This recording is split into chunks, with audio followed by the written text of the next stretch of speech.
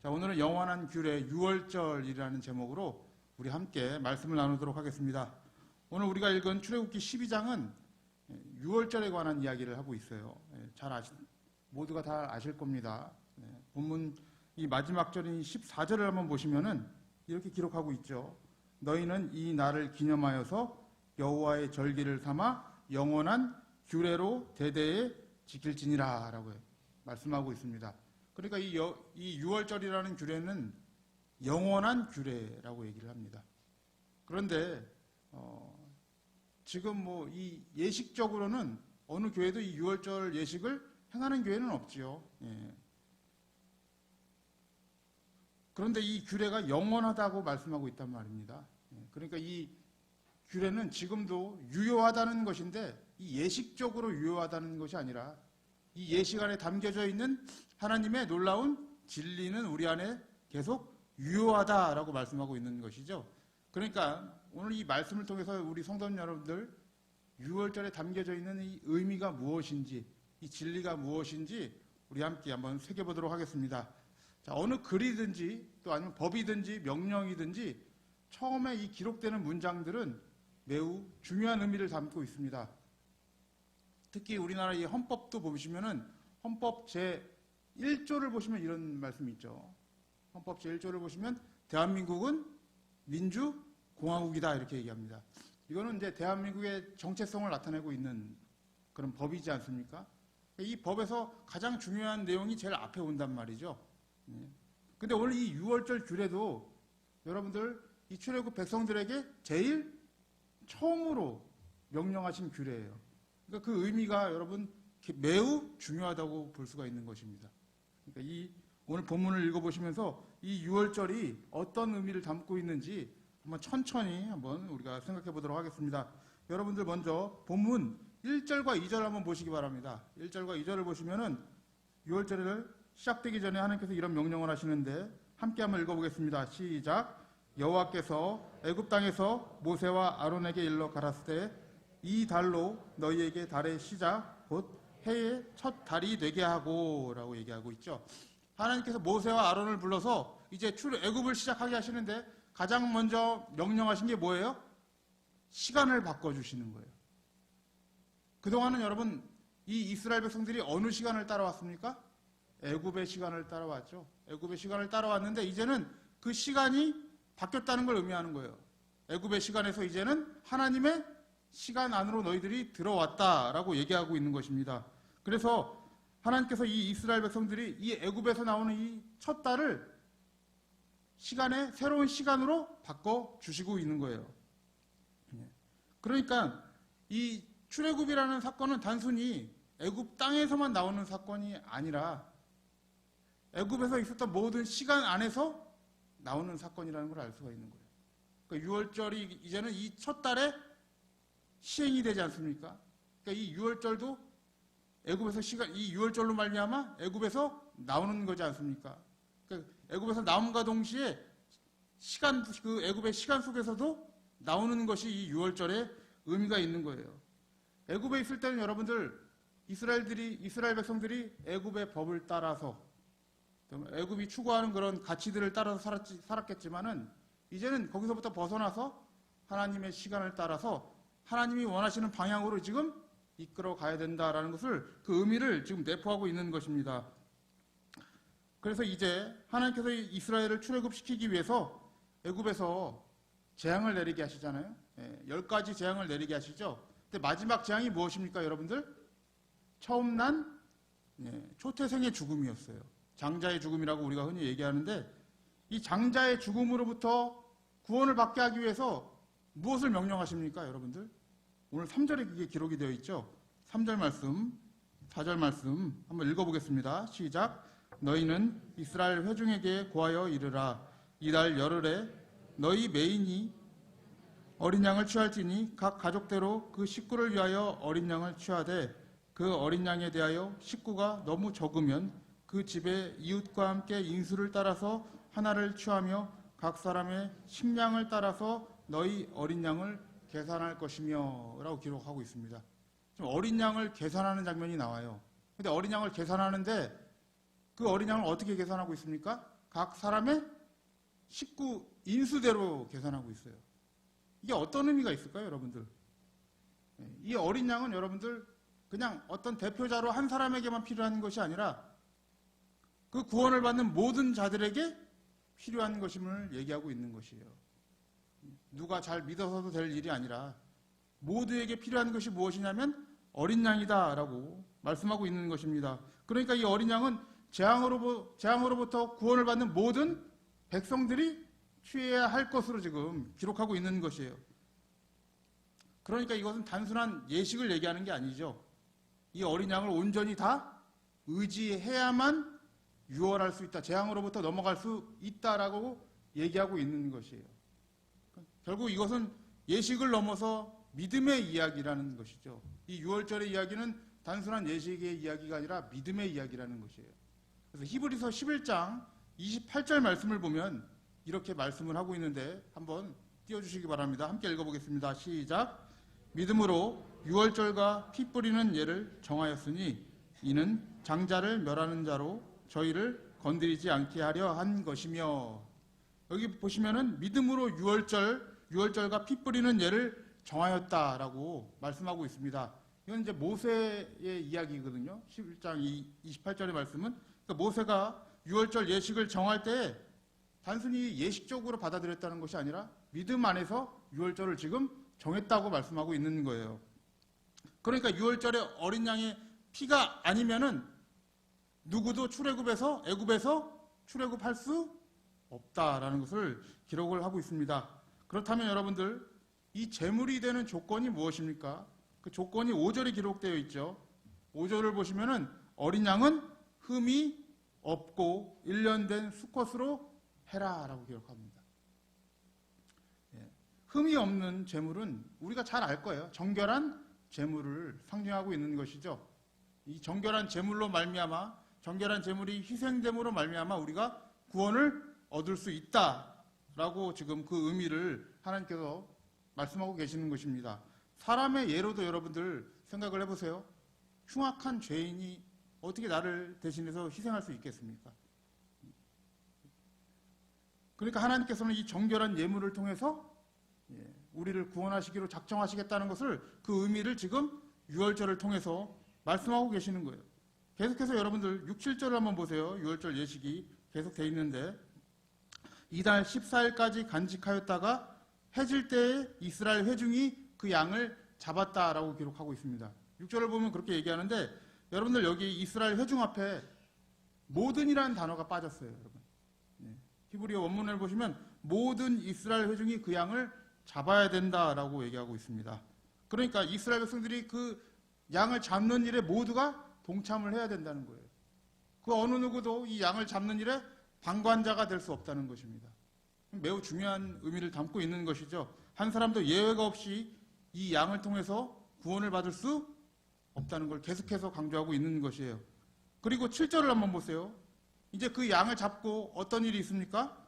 그 피로 양을 먹을 집 문 좌우 설주와 임방에 바른다라고 얘기합니다. 그러니까 문 사방에 바른다라고 생각하시면 돼요. 거기에 피를 바른다라고 얘기해요. 왜 피를 바릅니까? 여러분들, 그 피를 바르는 이유를 여러분들 13절 말씀 한번 보세요. 자, 13절 말씀 함께 한번 읽어보겠습니다. 시작. 내가 애굽 땅을 칠 때에 그 피가 너희의 거하는 집에 있어서 너희를 위하여 표적이 될지라. 내가 피를 볼 때 너희를 넘어가리니 재앙이 너희에게 내려 멸하지 아니하리라. 너무 잘하는 말씀이라서 쉽죠 오늘. 피를 바른 이유가 이겁니다. 이것이 너희의 표적이 된다라고 얘기합니다. 여러분, 표적이라는 것이 무엇입니까? 표적은 여러분 표지판, 표시와 같은 거예요. 그 표적이 우리 안에 있을 때, 그 표적이 발라져 있을 때 재앙이 넘어간다라고 말씀하고 있죠. 그 피가 우리의 표적이 된다, 구원받는 자들의 모든 표적이 된다라고 얘기를 하죠. 한 절만 더 볼게요. 우리 오늘 읽지는 않았지만 그 밑에 절 한번 볼게요. 22절 한번 보시겠어요? 12장 22절이에요. 22절, 23절 말씀 한번 보겠습니다. 함께 읽어볼게요. 시작. 너희는 우슬초 묶음을 취하여 그릇에 담은 피에 적시어서 그 피를 문 임방과 좌우 설주에 뿌리고 아침까지 한 사람도 자기 집 문 밖에 나가지 말라.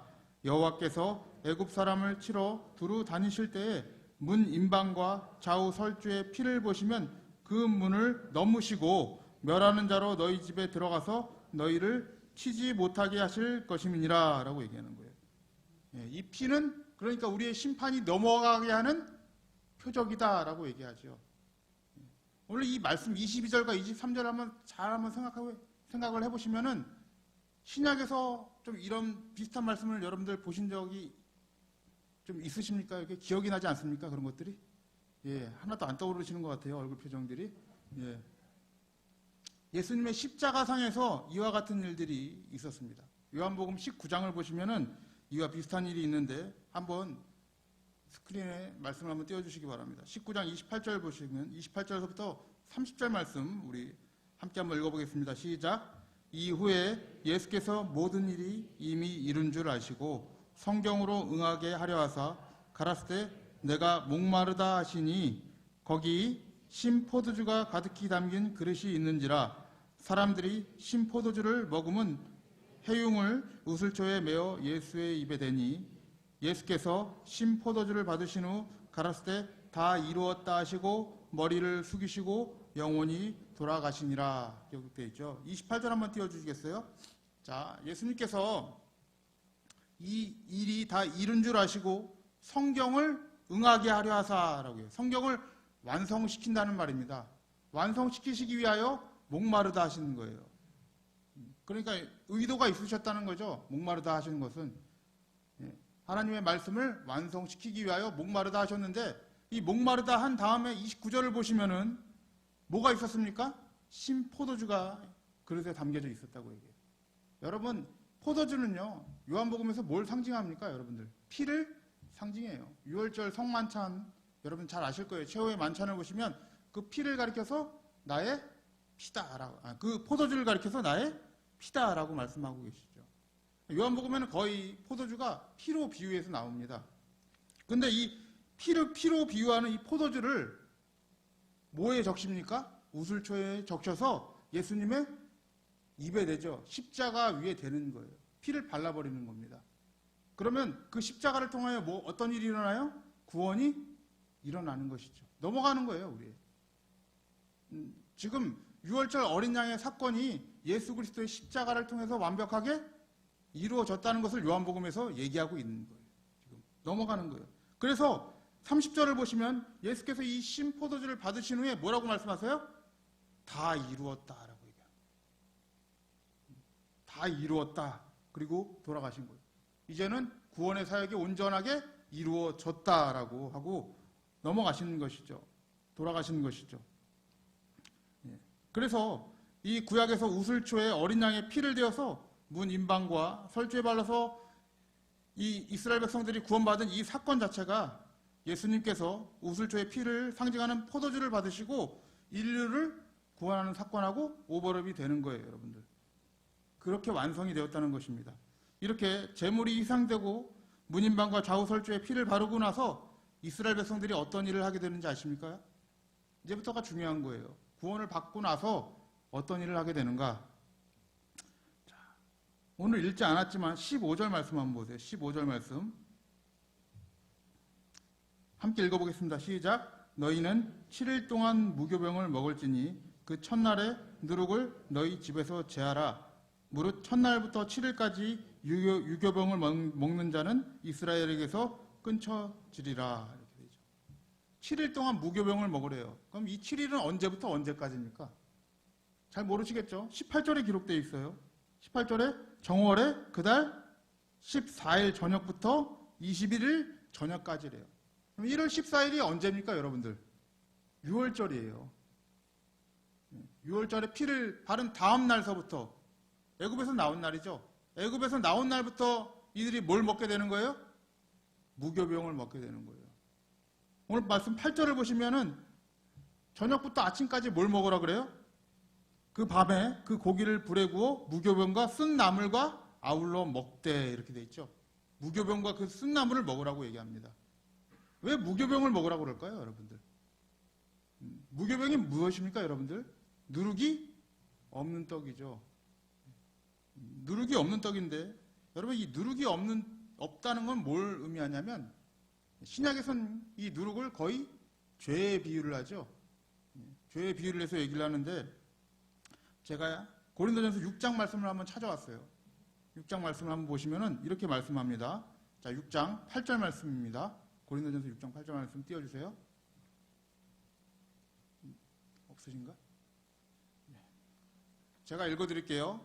너희의 자랑하는 것이 옳지 아니하도다. 적은 누룩이 온 덩어리에 퍼지는 것을 알지 못하느냐, 이렇게 기록되어 있죠. 그리고 너희는 누룩 없는 자인데 새 덩어리가 되기 위하여 묵은 누룩을 내어버리라. 우리의 유월절 양 곧 그리스도께서 희생이 되셨느니라 라고 기록이 되어 있습니다. 자, 7절을 보시면 이렇게 말씀하고 있죠. 우리는 누룩이 없는 자인데 새 덩어리가 되기 위해서 묵은 누룩을 내어버리라. 고린도전서 5장의 내용은 여러분 음행의 죄에 대해서 얘기하고 있어요. 그 죄를 가리켜서 뭐라고 얘기하냐면 누룩이다라고 얘기하고 있어요. 그 누룩을 내어버리라. 어떻게 내어버립니까? 7절 말씀해 보시면 우리의 유월절 양 그리스도께서 희생되었다라고 얘기하죠. 그러니까 그 유월절 어린 양은 누구를 상징하는 거였습니까? 예수 그리스도를 상징하는 거였습니다. 여러분 다 아실 거예요. 근데 8절 말씀 한번 띄워주세요. 8절 말씀 보시면은 이러므로 우리가 명절을 지키되 묵은 누룩으로 말고 괴악하고 악독한 누룩으로도 말고 뭘로 하라 그래요? 오직 순전함과 진실함에 누룩 없는 떡으로 하자. 이거는 여러분 먹는 떡을 얘기할까요 지금? 아니에요. 예수 그리스도를 얘기하는 거예요. 순전함과 이 진리가 되시는 예수 그리스도의 떡을 먹는 삶이 언제 시작된 거예요? 예, 애굽에서 나온 그날부터 시작되는 거예요. 우리는 그것을 먹는 삶을 시작한 것입니다. 이 7이라는 숫자, 7일 동안 먹는다고 했지만 단순히 7이 아니죠. 성경에서 7이라는 수는 완전수입니다. 우리의 모든 삶 자체가 무엇을 먹는 삶이에요? 예수 그리스도의 피와 살을 먹는 삶이 되어야 된다는 거예요. 무교병을 먹는 삶이 되어야 된다는 것입니다. 오늘 말씀을 한번 정리해 볼게요, 여러분들. 처음에 하나님께서 애굽을 나오라고 하실 때 시간을 바꿔주셨어요. 그 시간을 바꿔주셨다는 것은 애굽의 시간으로부터 나오라는 것이죠. 근데 어떻게 나오라고 합니까? 무교병과 쓴나물을 급히 먹고 나오라고 그러죠. 그건 무슨 얘기냐면 애굽에서는 더 이상 이제 지체할 수 있는 시간이 없다는 걸 얘기를 하는 거예요. 속히 나오라고 얘기하는 거예요. 여러분 오늘 12장 39절 말씀을 한번 볼게요. 무교병을 구워 먹은 이유에 대해서 이렇게 얘기를 합니다. 12장 39절 말씀 출애굽기예요. 함께 읽어보겠습니다. 시작. 그들이 가지고 나온 발교되지 못한 반죽으로 무교병을 구웠으니 이는 그들이 애굽에서 쫓겨남으로 지체할 수 없었음이며 아무 양식도 준비하지 못하였음이더라. 애굽에서 어떻게 나오라고 얘기하는 거예요? 지체할 수 없다는 거예요. 이건 매우 중요한 거예요. 하나님께서 시간을 바꿔주시고 그 애굽이란 나라에서부터 속히 나오라고 말씀하시는 거예요. 유월절은 그 의미가 있는 것입니다. 여러분 성도의 시간도 마찬가지예요. 이 유월절이 예수 그리스도의 십자가로 완성이 되었지 않습니까? 예수 그리스도를 영접한 사람들은 어떤 삶을 살게 되는 거예요, 여러분? 애굽에서 속히 나오는 삶을 사는 거예요. 지체할 수 없는 것입니다. 거기서 한 발 담그고 여기서 한 발 담그고 그런 삶을 사는 것이 아니라 거기서 나와서 시간이 바뀐 삶을 살아가는 거예요. 그것이 우리의 삶입니다. 지체할 수 없다라고 얘기하는 거예요. 그래서 더 이상 우리는 세상을 대표하는 애굽의 시간표를 따라갈 수 없는 자들이 된 거예요. 예전에 제가 중고등부를 담당할 때 이런 학부모님들이 많았습니다. 여기도 이제 중고등부를 맡으신 학부모님들 계실 수 있는데 너무 이렇게 오해하지 말고 들으세요. 저를 뭐 이런 말 한다고 미워하지 마시고. 이런 말씀들을 많이 했어요. 우리 아이가 아주 인성도 좋고 공부도 잘하고 학교에서 뭐 못하는 것 없이 아주 뛰어난데 신앙이 없다. 이렇게 얘기를 하는데 그 신앙이 없다는 것을 뭐 안타깝게 얘기하는 건 아니고 그냥 우리 아이는 다 잘하기 때문에 괜찮은데 그냥 좀 신앙만 없을 뿐이다. 이런 식으로 이렇게 좀 말씀하시더라고요. 그리고 뭐 하면 항상 순위가 밀려나요. 이 교회에서의 일이 다 밀려나요. 학교에서 행사가 있으면 학교로 가야 되고, 학원이 있으면 학원에 가야 되고, 공부를 하면 공부를 가야 되고, 항상 이 신앙에 대해서는 뒷전입니다. 그만큼 시급하지 않다는 거예요. 근데 여러분, 그런 마인드를 가져서는 안 됩니다. 하나님께서 우리를 십자가를 통해서 우리를 불러내실 때 그냥 불러내신 게 아니에요. 거긴 지체할 수 없는 곳이에요. 세상에서는 나와서 그리스도 안으로 예수 그리스도의 살과 피를 먹으며 살라고 우리를 부르신 거예요. 무교병을 먹는 삶을 살라고 우리를 부르신 것입니다. 그건 뭐냐면 여러분, 우리의 가치관이 바뀌었다는 거예요. 세상을 자랑하고 좋은 대학 갔다고, 좋은 직장 갔다고, 이런 것들을 자랑하는 것이 아니라 무엇입니까? 예수 그리스도만이 우리의 최고의 가치이고 지식이라는 것을 자랑하는 것이 유월절을 경험한 사람들의 삶이라는 것입니다. 십자가를 경험한 사람들은 적어도 예수 그리스도를 최고의 가치로 여기셔야 돼요. 어떤 정치적 사상에 이끄셔도 안 되고요. 또 이 세상이 추구하는 어떤 가치에 이끌려 가셔도 안 되는 거예요. 그리스도만이 정답인 것이에요. 좌나 우나 정답이 없어요, 여러분들. 그리스도가 정답입니다. 그 삶을 살아가는 것이 우리의 삶이에요, 여러분. 성도의 시작이 무엇으로 열렸습니까? 오늘 유월절 어린 양인 예수 그리스도의 피로 열린 거예요. 성도의 삶은 예수 그리스도의 피로 새로 시작되는 것이고, 예수 그리스도의 떡을 먹으며 살아가는 것이에요. 무교병을 먹으며 살아가는 것입니다. 사랑하는 우리 성도님들, 이제 우리도 이 유월절을 경험한 사람들 아닙니까? 재앙이 넘어갔어요. 누구로 말미암아? 그리스도의 피로 말미암아 넘어갔단 말이에요. 놀라운 축복을 받았단 말입니다. 이것이 우리가 가져야 될 최고의 가치인 것입니다. 사랑하는 성도님들, 오늘도 예수 그리스도를 아는 지식이 가장 고상한 것임을 우리가 알고, 그 가치를 온전히 우리가 마음에 새겨서 나뿐만 아니라 우리 가족들에게도 그 가치를 한번 자랑하시고, 또 그들에게도 하나님의 선한 영향력을 나타내시며 살아가시는 우리 성도님들 되시기를 주님의 이름으로 축복합니다.